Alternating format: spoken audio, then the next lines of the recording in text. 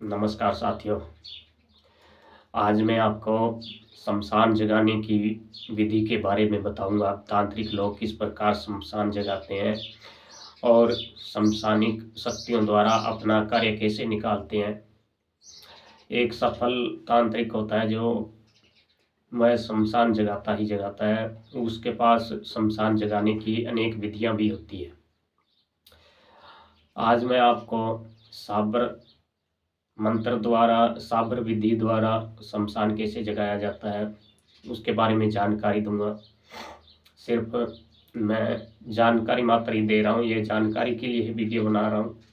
अगर आप ये साधना करना चाहें तो आप अपने विवेक से ही करें, इसकी मेरी कोई जवाबदेही नहीं होगी। इसके लिए आपको इस साधना में आप जब भी कोई पुरुष का शव हो उसे शमशान घाट में ले जाते समय आधे रास्ते से ही उसे कच्चे हल्दी से रंगे चावलों द्वारा उसका न्योता दे लें और वापिस आ जाएं। उसके बाद शमशान जाएं। जब उस पुरुष के शव का दाह संस्कार हो जाए और सब लोग घर आ जाएं तो आप एक अंडा, एक कलेजी और एक बोतल में से 21 बूंद, जब मैं मंत्र बताऊंगा उस मंत्र द्वारा अभिमंत्रित करके 21 बूंद शराब वहीं अर्पित करेंगे। और उसके बाद आपको एक सफ़ेद रंग का कोरा कपड़ा लेना होगा। उसमें कच्ची हल्दी की गांठ, 2 अंडे, एक कोयला, शराब, इन चीज़ों को बांधकर किसी मिट्टी के बर्तन में डालकर या कुल्हड़ में डालकर उस चिता के नज़दीक ही दबा देंगे।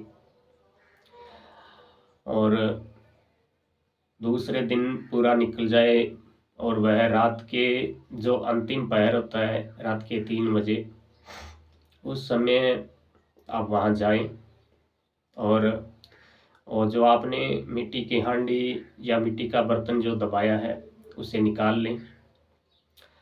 निकालने के बाद आपको अलग से एक शराब का बोतल ले जाने होंगे। उस शराब में से आपको 7 बूंद उस चिता पे अर्पित करना होगा मंत्र पढ़ते हुए।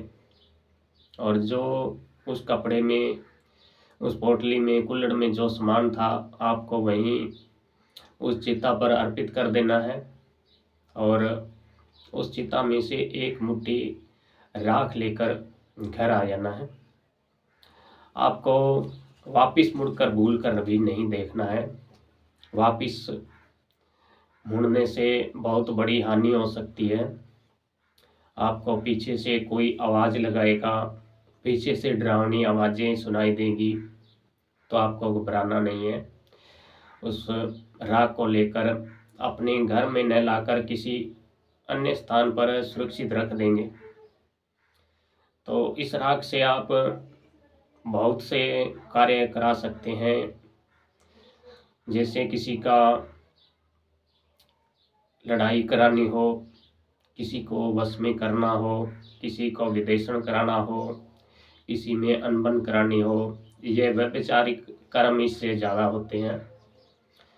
तो मित्रों, यह साधना मैंने आपको सिर्फ जानकारी मात्र के लिए ही बता रही है, क्योंकि ये तामस कार्य होते हैं। इन कार्यों करने से आपको बाद में इनका बुरा परिणाम भी आपको भोगना पड़ेगा। तो मंत्र मैं आपको स्क्रीन पर लिख कर दे दूंगा, वहाँ से आप उठा लेना। तो अन्य किसी जानकारी के लिए आप मुझे कमेंट करके पूछ सकते हैं। जय गुरुदेव, जय महाकाल।